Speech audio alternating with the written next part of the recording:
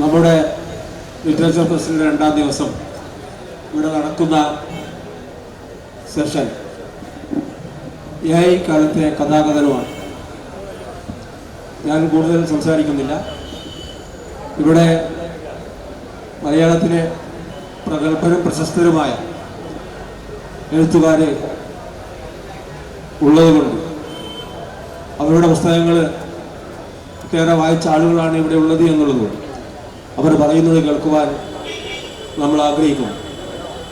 പരമ്പരാഗതമായ മാറ്റങ്ങൾ എല്ലാ മേഖലയിലും വരുന്നത് പോലെ സാഹിത്യത്തിലും അതിൻ്റേതായ രൂപഭേദങ്ങൾ വരുമ്പോൾ തൊട്ട് മുമ്പ് നടന്ന സെഷനിൽ അതിൻ്റെ തുടർച്ചയായാണ് ഈ സെഷനെയും നമ്മൾ കാണേണ്ടത്. ഈ സംവാദത്തിൽ പങ്കെടുക്കുന്നത് പ്രഗത്ഭനായ എഴുത്തുകാരൻ ശ്രീ ടി.ഡി. രാമകൃഷ്ണൻ. നമുക്കറിയാം, ഫ്രാൻസിസ് ടിക്കോര എന്ന നോവലിലൂടെ, അതുപോലെ സുഗന്ധി എന്ന ആണ്ടാൾ ദേവനായകി എന്ന പുസ്തകത്തിലൂടെ ഒരുപാട് എഡിഷനിലൂടെ ആ ഗ്രന്ഥങ്ങൾ പുറത്തിറങ്ങിയിരിക്കുക. പ്രഗത്ഭനായ ശ്രീ ടി.ഡി. രാമകൃഷ്ണൻ അവരെ ഞാൻ സ്വാഗതം ചെയ്യും. അതുപോലെ തന്നെ പങ്കെടുക്കുന്ന മധുശങ്കർ മീനാക്ഷി. അദ്ദേഹം മലയാളത്തിലെ അറിയപ്പെടുന്ന എഴുത്തുകാരൻ. പുള്ളി കറുപ്പൻ എന്ന നോവലിലൂടെ വായനക്കാരെ വളരെ ആകർഷിച്ച ഒരു എഴുത്തുകാരനാണ്. അദ്ദേഹവും നമ്മോടൊപ്പം കൊണ്ട് സംവദിക്കുവാൻ, അവരുടെ കാഴ്ചപ്പാടുകൾ പങ്കെടുക്കുവാൻ, ഈ ചർച്ച നിയന്ത്രിക്കുവാൻ നമ്മുടെയൊക്കെ പ്രിയപ്പെട്ട ശ്രീ PM ഹാഷിം കൂടെ ഉണ്ട്. ഹാഷിമിനെയും ഞാൻ സ്വാഗതം ചെയ്യുന്നു. എല്ലാവരെയും ഒരിക്കൽ കൂടി ഈ വേദിയിലേക്ക് സ്വാഗതം ചെയ്തുകൊണ്ട് നിർത്തുന്നു. മനുഷ്യകുലത്തിൻ്റെ നാനാവിധമായ അവസ്ഥകളിലേക്ക് കടന്നുപോയ നാം പുതിയ കാലത്ത് എല്ലാവിധ സൗകര്യങ്ങളും ടെക്നോളജിയിലൂടെ അനുഭവിക്കുമ്പോൾ നമ്മളെ അത്ഭുതപ്പെടുത്തിക്കൊണ്ട്, ആശങ്കപ്പെടുത്തിക്കൊണ്ട്, ആഹ്ലാദിപ്പിച്ചുകൊണ്ട് നമ്മളുടെ കഥകൾ, നമ്മളുടെ കവിതകൾ, നമ്മളുടെ നോവലുകൾ, എഴുത്തുകൾ, മനുഷ്യൻ്റെ എല്ലാ സർഗാത്മകതയും ഒരു മെഷീനിൽ നിന്ന് കിട്ടുന്ന പുതിയ ഒരു ലോകത്തിലേക്ക്, പുതിയൊരവസ്ഥയിലേക്ക് നമ്മൾ എത്തി നിൽക്കുന്നു. ആ പുതിയ അവസ്ഥയെ എഴുത്തുകാർ എന്നുള്ള നിലയിൽ മലയാളത്തിലെ പ്രശസ്തരായ ബഹുമാനപ്പെട്ട TD, അതുപോലെ മധുശങ്കർ മീനാക്ഷി ഏതൊക്കെ തരത്തിൽ നോക്കിക്കാണുന്നു എന്നുള്ളതിൻ്റെ ആഹ്ലാദവും ആശങ്കയുമാണ് നമ്മൾ പങ്കുവെക്കാൻ പോകുന്നത്. TDയെക്കുറിച്ച് ഞാൻ പ്രത്യേകിച്ച് ഒരു പരിചയപ്പെടുത്തലിൻ്റെ ആവശ്യമില്ല. മലയാള നോവലിൽ മറ്റ് ആരെക്കാളും ഈ പുതിയ ടെക്നോളജിയെ അല്ലെങ്കിൽ സാങ്കേതിക വിദ്യയെ പലതരത്തിൽ പല നോവലുകളിൽ സന്നിവേശിപ്പിച്ചുകൊണ്ട് നമ്മെ വിസ്മയിപ്പിച്ച എഴുത്തുകാരനാണ് TD. TDയെ സ്നേഹത്തോടെ സ്വാഗതം ചെയ്യുന്നു. മധുശങ്കർ മീനാക്ഷി മലയാളത്തിലെ കവിയും പത്രപ്രവർത്തകനും എഴുത്തുകാരനും ചിന്തകനും കൂടിയാണ്. കവിതയ്ക്കുൾപ്പെടെ ചിത്രങ്ങൾ വരച്ചുകൊണ്ട് ഒരേ പ്രതലത്തിൽ കവിതയും ചിത്രങ്ങളും വരയ്ക്കുന്ന പ്രതിഭയാണ് ശ്രീ മധുശങ്കർ മീനാക്ഷി. തൻ്റെ തൊഴിലിടത്തിൽ താനൊരു പത്രപ്രവർത്തകനാണ്, എന്നാൽ വൈകാരികമായി ഞാനൊരു കവിയാണ് എന്ന് അദ്ദേഹം തന്നെ അദ്ദേഹത്തെ തുറന്നു വെച്ചിട്ടുണ്ട് അദ്ദേഹത്തിൻ്റെ മുഖപുസ്തകത്തിൽ. ഏതായാലും ഈ വലിയ കോലുകൾക്ക് അല്ലെങ്കിൽ വലിയ തരത്തിൽ ആശങ്കയുള്ള, അത്ഭുതമുള്ള ഒരു AI കാലഘട്ടത്തിൽ നമ്മളുടെ സാഹിത്യവും നമ്മളുടെ എഴുത്തും നമ്മളുടെ ചിന്തയും ഏതൊക്കെ തരത്തിൽ മെഷീനുകളിൽ നിന്ന് നമുക്ക് ലഭിക്കുന്നു എന്നുള്ളതിൻ്റെ ആശങ്കയാണ് പങ്കുവെക്കുന്നത്. ഒരു മിനിറ്റ് സാറേ, എന്താ പറഞ്ഞിട്ടുണ്ടോ? ഏതൊക്കെ ആശങ്കകളുണ്ട് എന്നുള്ളതിനെ കുറിച്ചാണ് നമ്മൾ പറഞ്ഞിട്ടുള്ളത്. ഏതായാലും ആദ്യത്തെ ഒരു ചോദ്യം എന്നുള്ള നിലയ്ക്ക്, ഈ നിർമ്മിത ബുദ്ധി, നമ്മളുടെ ഈ ആർട്ടിഫിഷ്യൽ ഇൻ്റലിജൻസ് മനുഷ്യ സർഗാത്മകതയെ, മനുഷ്യൻ്റെ കഥകളെ, ചിന്തകളെ ഏതെങ്കിലും തരത്തിൽ വെല്ലുവിളിക്കുമെന്നുള്ള ഒരു തോന്നൽ ബഹുമാനപ്പെട്ട TDക്കുണ്ടോ? അങ്ങനെയാണെങ്കിൽ അതെങ്ങനെയായിരിക്കും പുതിയ ലോകം അതിനെ കാണുന്നത്, പുതിയ ലോകം അതിനെ സ്വീകരിക്കുന്നത്? നമസ്കാരം. ആദ്യമായിട്ട് കടത്തനാട് സാഹിത്യോത്സവത്തിൽ വീണ്ടും പങ്കെടുക്കാൻ ഒരു അവസരം ലഭിച്ചതിൽ ഇതിൻ്റെ സംഘാടകരോട് ഇവിടെ കൂടിയിരിക്കുന്ന ഓരോരുത്തർക്കും നന്ദി പറയുകയാണ്. ഇനി ചോദിച്ച ചോദ്യത്തിൻ്റെ ഉത്തരത്തിലേക്ക് വരികയാണെങ്കിൽ, മനുഷ്യവംശത്തിൻ്റെ ചരിത്രമെടുത്താൽ ഈ നിമിഷം വരെ ഏതൊരു പ്രതിബന്ധത്തെയും സാധ്യതയാക്കി മാറ്റുന്ന ഒരു ജന്തുവിഭാഗമായിട്ടാണ് നമ്മളെ കണക്കാക്കുക. ഓരോ കാലത്തും പലതരത്തിലുള്ള വെല്ലുവിളികൾ നമ്മുടെ മുമ്പിൽ വരും.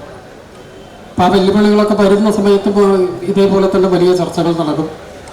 ഇപ്പോൾ 90കളിലൊക്കെ നടന്ന പ്രധാനപ്പെട്ട ഒരു ചർച്ച പുസ്തകങ്ങളുടെ മരണം എന്നായിരുന്നു. ഇനി പുസ്തകങ്ങൾ ഉണ്ടാവില്ല, ദൃശ്യമാധ്യമങ്ങളുടെയും വിവരസാങ്കേതിക വിദ്യയുടെയും വരവോടുകൂടി പുസ്തകങ്ങൾ അപ്രത്യക്ഷമാവും, എഴുത്ത് അല്ലെങ്കിൽ വായന എന്ന് പറയുന്ന ഒന്നും ഇനി ഉണ്ടാകില്ല. ഇതൊക്കെ കേരളത്തിൽ തന്നെ നടന്ന ചർച്ചയാണ്. നമ്മളേറെ ബഹുമാനിക്കുന്ന പല എഴുത്തുകാരും വളരെ ഗൗരവമായിട്ട് അത്തരത്തിലുള്ള ആശങ്കകൾ പങ്കുവെച്ചവരായിട്ടുണ്ട്. ഞാനവരെ കുറ്റമായിട്ട് പറയുന്നുണ്ട്. പക്ഷേ ആ 90കളിൽ ഉണ്ടായിരുന്ന ആശങ്കകളെ മറികടന്നുകൊണ്ട് 21ാം നൂറ്റാണ്ടിലേക്ക് എത്തുമ്പോൾ എഴുത്തും വായനയും ഒക്കെ കുറേ കൂടെ ശക്തമായിട്ട് മുന്നോട്ട് പോകുന്നതാണ് നമ്മൾ കാണുന്നത്. ദൃശ്യമാധ്യമങ്ങളുടെ കടന്ന് വരവ് അല്ലെങ്കിൽ വിവരസാങ്കേതിക വിദ്യയുടെ കടന്നു വരവ് എഴുത്തിനെ ഇല്ലാതെയാക്കുകയല്ല ചെയ്തത്. മുൻകാലങ്ങളെക്കാൾ കൂടുതൽ എഴുത്തും വായനയും മുമ്പോട്ട് പോയിട്ടുണ്ട്. ഇതുപോലെ തന്നെ ഇപ്പോൾ നമ്മുടെ മുമ്പിലുള്ള വലിയൊരു വെല്ലുവിളിയാണ് നിർമ്മിത ബുദ്ധിയുമായി ബന്ധപ്പെട്ടുള്ളത്. നിർമ്മിത ബുദ്ധി എന്ന് പറയുന്നത് നിർമ്മിക്കുന്നത് മനുഷ്യനാണ്. ഇതുവരെ മനുഷ്യവംശം ആർജിച്ച അറിവിൻ്റെ ആകത്തുകയാണ് ഈ നിർമ്മിത ബുദ്ധിയിലേക്ക് എത്തുന്നത്.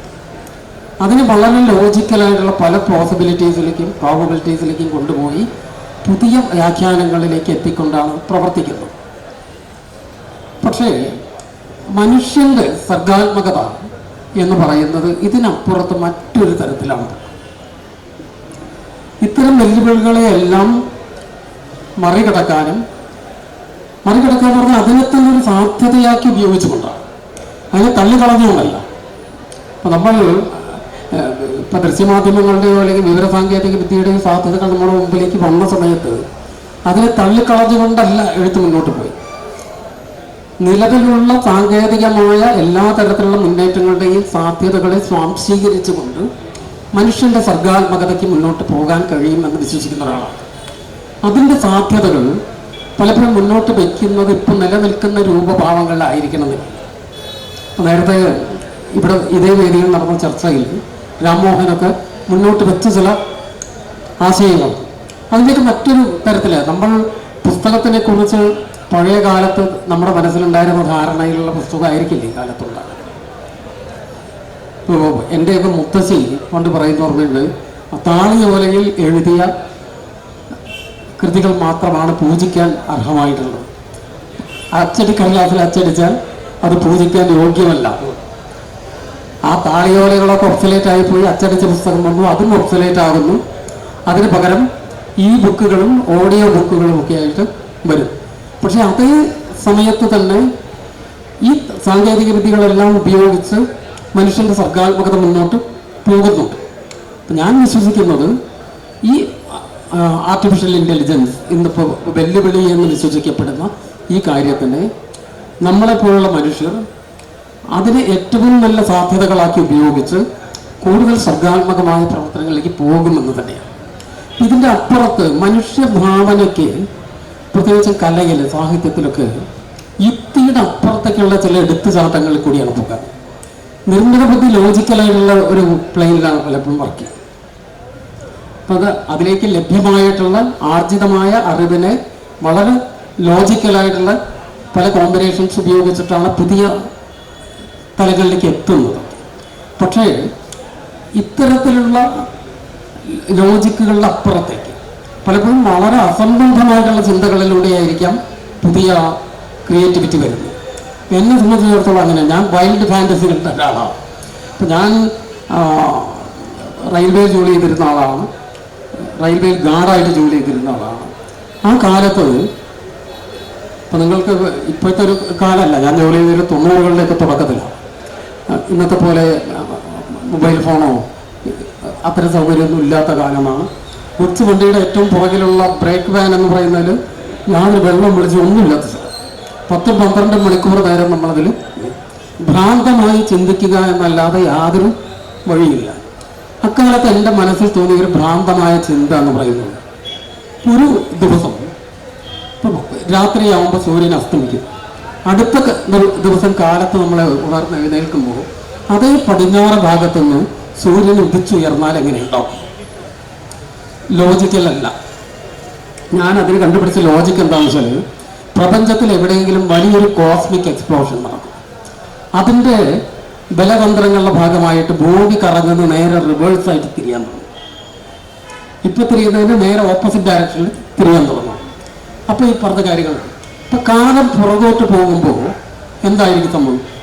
കാലം പുറകോട്ട് സഞ്ചരിക്കുന്ന സമയത്ത് മനുഷ്യൻ്റെ പ്രായം, അല്ലെങ്കിൽ വിടർന്നു നിൽക്കുന്ന ഒരു പൂ അല്പം കൂമ്പി മൊട്ടായിട്ട് മാറുന്നത്, അല്ലെങ്കിൽ ഇപ്പോൾ 60-65 വയസ്സിലേക്ക് എത്തുന്ന ഞാനിങ്ങനെ വയസ്സ് എനിക്ക് കുറഞ്ഞ് വീണ്ടും ചെറുപ്പകാലത്തേക്ക് പോകുന്നത്, ഇത്തരത്തിലുള്ള ഇതിന് യുക്തിപരമായിട്ട് നമുക്ക് സ്ഥാപിക്കാൻ കഴിയും. ഇപ്പോൾ കലണ്ടറുകൾ കത്തിച്ച് കളയണമെന്ന് തോന്നിയാണ്. എന്താണെന്ന് വെച്ചാൽ ഇപ്പോൾ വൃശ്ചിക മാസത്തിലും വല്ലാതെ മഴ പെയ്യുമ്പോൾ എനിക്ക് തോന്നുകയാണ് ഇത് ഈ ഒരു കൊല്ലം എന്ന് പറഞ്ഞാൽ ഈ 365 ദിവസം 5 മണിക്കൂർ ഇത്ര മിനിറ്റ് സെക്കൻഡ് എന്ന് പറയുന്നത് വളരെ അപ്സെറ്റായിട്ടുള്ള കാര്യമാണ്. കാരണം ഇത് പറയുന്നതിന് ശാസ്ത്രീയമായ ഒരു ന്യായമില്ല. ഭാവനയുടെ ഒരു തരം അപ്സെറ്റേറ്റിക്കൂടെയാണ് നമ്മൾ എത്തുന്നത്. കാരണം എന്താണെന്ന് വെച്ചാൽ ഭൂമിയും സൂര്യനും തമ്മിലുള്ള ആകർഷണ ബലം നിശ്ചയിക്കുന്നത് നമ്മൾ ഫിസിക്സിലൊക്കെ എലമെന്ററി ഫിസിക്സിൽ പഠിക്കും gm/d². G, capital G universal gravitational constant, capital M സൂര്യൻ്റെ മാസ്, സ്മോൾ എം ഭൂമിയുടെ മാസ്, ഡിസ്റ്റൻസ്. ഈ ഡി ഒരു കോൺസ്റ്റന്റ് അല്ല, കാരണം നമ്മൾ ഓർബിറ്റിലാണ്. രണ്ടാമത് ഈ ക്യാപിറ്റൽ എം എന്ന് പറയുന്ന സൂര്യൻ്റെ മാസ് എവർ ഡിക്രീസിങ് ആണ്. സൂര്യനിൽ മാസ് എനർജി ആയിട്ട് ഓരോ സെക്കൻഡിലും മാറിക്കൊണ്ടിരിക്കുകയാണ്. അപ്പോൾ ഇതുകൊണ്ട് എനിക്ക് തോന്നി ഓരോ കൊല്ലവും ഒരു കൊല്ലം ഒരു 365 ദിവസം, അടുത്ത കൊല്ലം 348 ദിവസം, അടുത്ത 378 ദിവസം, അങ്ങനെ ഇക്കൊല്ലം ഒരു 378 ദിവസത്തിൻ്റെ ആയതുകൊണ്ടായിരിക്കാം നമ്മൾ കഷ്ടി തുലാമാസത്തിൽ മഴയുടെ അടുത്തേക്കല്ലേ എത്തിയിട്ടല്ലേ. ഇതൊന്നും ശാസ്ത്രീയമായ ഒരു ന്യായമുള്ള കാര്യമല്ല. ഒരു എഴുത്തുകാരൻ്റെ വേണമെങ്കിൽ ഭ്രാന്തമെന്നോ അസംബന്ധമെന്നോ തോന്നുന്ന ചിന്തകൾ, ഇത്തരം ചിന്തകളിൽ നിന്നാണ് ഞാൻ ആൽഫാദ് നോവലിലേക്ക് എത്തുന്നത്. ഇങ്ങനെ ഭ്രാന്തമായ ചിന്തകൾക്ക് നിർമ്മതി ബുദ്ധി കൊണ്ട് ഉദ്ദേശിക്കുന്ന ആളെ ഭ്രാന്തമായി ചിന്തിപ്പിക്കാൻ, ചിലപ്പോൾ യുക്തിരഹിതമായിട്ട് ചിന്തിപ്പിക്കാൻ അത്ര എളുപ്പമാകണമെന്നില്ല. ഈ ഭ്രാന്താണ് കലയെ, എഴുത്തുകാരനെ, കലാകാരനെ ഒക്കെ മുന്നോട്ട് നയിക്കുന്നത്. ഇത് ഉള്ളിടത്തോളം കാലം എന്ത് നിർമ്മിത ബുദ്ധി വന്നാലും അതിനപ്പുറത്തേക്കുള്ള ഭ്രാന്തിലേക്ക് നിങ്ങൾ പോകും, എഴുതും, അതിനപ്പുറത്തേക്കും പോകും. ഇനി നല്ല കോൺഫിഡൻറ്റിലാണ്. നമ്മളൊക്കെ വിചാരിച്ചത് നിർമ്മിത ബുദ്ധി ഏതെങ്കിലും തരത്തിൽ എഴുത്തുകാരനെ ഭയപ്പെടുത്തുന്നതാണ്. പക്ഷേ ഭയമല്ല, അതുകൂടെ ഞങ്ങൾ എന്ത് ചെയ്യാൻ ഒരു അവസരമായി കാണുന്ന രീതിയിലാണ് സംസാരിച്ചിട്ടുള്ളത്. എനിക്ക് തോന്നുന്നത് അങ്ങനെയാണെങ്കിൽ നമ്മളുടെ ഈ നിർമ്മിത ബുദ്ധിയിലേക്ക് അല്ലെങ്കിൽ ഈ സോഫ്റ്റ്വെയറിലേക്ക് നമ്മൾ കൊടുക്കുന്ന ഡാറ്റാസുകളാണ് എന്ത് ചെയ്യുന്നത്, അപ്ലോഡ് ചെയ്തിട്ട് വീണ്ടും എന്ത് ചെയ്യുന്നത് നമ്മൾക്ക് കിട്ടുന്നത്. ഒരുപക്ഷെ നമ്മളിപ്പോൾ ഈ ഒരു ഫലസ്തീൻ ഇസ്രായേൽ വിഷയമോ അല്ലെങ്കിൽ ലോകത്തിൻ്റെ ഏതെങ്കിലും ഒരു വിഷയത്തെ നമ്മൾ ഇതിലേക്ക് കൊടുത്തു കഴിഞ്ഞാൽ, ഒരു കുട്ടി ഒരു പ്രബന്ധത്തിന് വേണ്ടി, ഒരു എസ്സേക്ക് വേണ്ടി ചോദിച്ചു കഴിഞ്ഞാൽ അതിലുള്ള ഡാറ്റാസുകളെ ഉൾപ്പെടുത്തിയിട്ടാണ് പുതിയൊരു പ്രൊഡക്റ്റ് കൊടുക്കുന്നത്.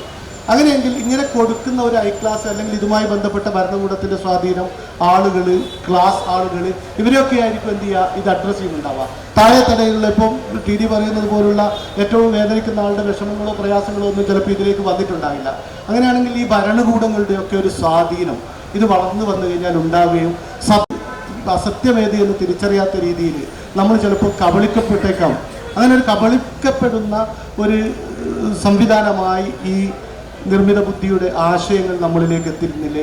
അതിനെക്കുറിച്ച് ഏതെങ്കിലും തരത്തിലുള്ള ഒരു ആശങ്ക മീനാക്ഷി ഉണ്ടോ? തീർച്ചയായിട്ടും നമ്മൾ കബളിക്കപ്പെടും എന്നുള്ളതിൽ ഒരു സംശയമില്ലാത്ത കാര്യമാണ്. ഇന്ന് സർക്കാർ നമുക്കറിയാം വളരെ ശ്രദ്ധയോടുകൂടി നമ്മുടെ ഒരു പോസ്റ്റ് പോലും, സോഷ്യൽ മീഡിയയിലുള്ള ഒരു പോസ്റ്റ് പോലും പരിശോധിച്ചു കൊണ്ടിരിക്കുന്ന ഒരു കാലത്ത് ഒരു പ്ലാറ്റ്ഫോം ഉണ്ടാക്കി ഈ പ്ലാറ്റ്ഫോമിൽ നിന്നുകൊണ്ട് നിങ്ങളെല്ലാം കവിത എഴുതൂ, കഥ എഴുതൂ, നോവൽ എഴുതൂ എന്ന് പറഞ്ഞാൽ സർക്കാരിന് അത് വളരെ എളുപ്പമാണ്. സർക്കാരിൻ്റെ മുന്നോട്ടുള്ള ഗതിക്ക് എളുപ്പമാണ്. കല എപ്പോഴും സർക്കാരിനെ മുന്നോട്ട് നയിക്കാൻ വേണ്ടി മാത്രമല്ല ഉണ്ടായത്, സർക്കാരിൻ്റെ തെറ്റുകൾ ചൂണ്ടിക്കാട്ടാൻ കൂടിയാണ് കല ഉണ്ടായത്. എന്തുകൊണ്ടാണ് നമ്മുടെ നാടകങ്ങൾ, ശക്തമായ നാടകങ്ങൾ നിരോധിക്കപ്പെട്ടത് എന്ന് ആലോചിച്ചാൽ നമുക്ക് മനസ്സിലാകും. ആ നാടകം എന്തോ പ്രശ്നം ഉണ്ടാക്കുന്നുണ്ട് നമ്മെ ഭരിക്കുന്നവരിൽ. അപ്പം അതാണ് കല. അപ്പം അതുകൊണ്ട് നിർമ്മിത ബുദ്ധി എന്നൊക്കെ പറയുമ്പോൾ ഞാൻ ആലോചിച്ചിട്ടുണ്ട്, പത്രത്തിൽ ഞാൻ മനോരമയിൽ ജോലി ചെയ്യുന്ന കാലത്ത് നമ്മൾ ഇന്ന് കാണുന്ന രീതിയിൽ നിർമ്മിത ബുദ്ധിയൊന്നുമില്ല. ഒരാൾ മരിച്ചു എന്ന് പറഞ്ഞാൽ നമുക്ക് അങ്കലാപ്പാണ് ഇവരെക്കുറിച്ചുള്ള ഒരു ഡാറ്റ എങ്ങനെ കളക്ട് ചെയ്യുമെന്നുള്ളത്. ഇന്ന് വളരെ എളുപ്പമാണ്. ഇന്ന് നമുക്ക് സെക്കൻഡ് വെച്ചിട്ട് ഡാറ്റ കിട്ടും. ലാസ്റ്റ് നിമിഷത്തിലെ ആ ഡേറ്റും സമയവും മാത്രമേ അതിൽ ചേർക്കേണ്ടതുള്ളൂ. കുറേ തെറ്റുകൾ അതിലുണ്ടാവും. അപ്പോൾ ഈ അടുത്ത കാലത്ത് ഏറ്റവും കൂടുതൽ ആളുകൾ പറയുന്നത് മനോരമയായിട്ട് പോലും എത്ര തെറ്റുകൾ വരുന്നു എന്നുള്ളതാണ്. അതിന് കാരണം നിങ്ങൾ ഏതോ ഒരു യന്ത്രത്തെ ആശ്രയിച്ചുകൊണ്ടാണ് ആ റിപ്പോർട്ടിൻ്റെ ഒരു ചെറിയ ശതമാനം എഴുതിയത് എന്നുള്ളതാണ് അതിന് ഉത്തരം. മുമ്പ് അങ്ങനെയല്ലായിരുന്നു.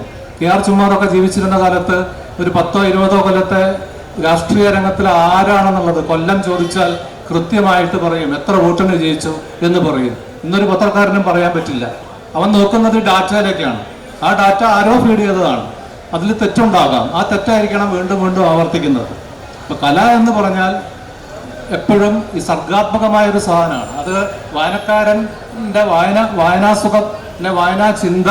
പിന്നെ ഞാനിപ്പോൾ ഒരു കവിതയ്ക്ക് കുറച്ച് മുമ്പ് ഞാൻ നോക്കുമ്പോൾ ഒരു കമന്റ് എന്താന്ന് വെച്ച് കഴിഞ്ഞാൽ, അയ്യോ മാഷ ഇതൊരു 4 രീതിയിൽ വായിക്കാമല്ലോ കവിത എന്നാണ്. 4 അല്ല, 400 രീതിയിൽ നമുക്ക് വായിക്കാൻ പറ്റണം. ഒരേ രീതിയിൽ എന്തിനാ വായിക്കുന്നത്? ഇപ്പൊ എന്തുകൊണ്ട് മഹാഭാരതം വെച്ചുകൊണ്ട് നമുക്ക് പുതിയ പുതിയ എഴുത്തുകൾ ഉണ്ടാകുന്നു? എല്ലാവരും മഹാഭാരതത്തിലേക്ക് നോക്കുന്നു. ഇന്നലെ KC-യുടെ മഹാഭാരതം സ്വതന്ത്ര സോഫ്റ്റ്വെയറിന്റെ ഒരു ചർച്ച ഉണ്ടായിരുന്നു കോഴിക്കോട്. അപ്പൊ അവിടെ ഉയർന്നു കേട്ടൊരു കാര്യം അതാണ്, ഒരു വലിയൊരു സാഗരത്തിലേക്ക് നോക്കുകയാണ്. അപ്പൊ അതിലുള്ള ഏതെങ്കിലും അൺഫോക്കസ്ഡ് ആയിട്ടുള്ള ഒരു ഏരിയ എടുത്തുകൊണ്ട് അത് ഡെവലപ്പ് ചെയ്യുന്നു. അത് തന്നെയാണ് ആശാൻ ചെയ്തത്. ചിന്താവിഷ്ടയായ സീത എഴുതിയത് അങ്ങനെയാണ്. ആ ചിന്താവിഷ്ടയായ സീത പോലെ ഒന്ന് ആർട്ടിഫിഷ്യൽ ഇന്റലിജൻസിന് എഴുതാൻ പറ്റുമോ എന്നുള്ള കാര്യം സംശയമാണ്. എഴുതുമായിരിക്കും, ഒരു കവിത എഴുതാൻ പ്രയാസമില്ല. അപ്പം ഞാൻ ചിത്രം വരയ്ക്കുന്നത് കൊണ്ട് ഞാനൊരു ചിത്രം, ഒരു കവിതയ്ക്ക് കൊണ്ട് ഒരു ചിത്രം 2 വട്ടം 3 വട്ടമൊക്കെ ആർട്ടിഫിഷ്യൽ ഇന്റലിജൻസിനോട് ചോദിച്ചു നോക്കിയിട്ടുണ്ട്, ഈ ചിത്രം എങ്ങനെയാണ് എന്നുള്ളത്. വരച്ചു തരും, 5 മിനിറ്റ് കൊണ്ട് വരച്ചു തരും. പക്ഷെ അതിൻ്റെ ഒരു പ്രശ്നം എന്താണെന്ന് വെച്ച് കഴിഞ്ഞാൽ, ഇത് കണ്ടാൽ ഇത് കൃത്രിമമായിട്ട് നിങ്ങൾ എവിടുന്നോ കൊണ്ടുവന്നതാണെന്നുള്ളത് കാണുന്നവന് മനസ്സിലാകും.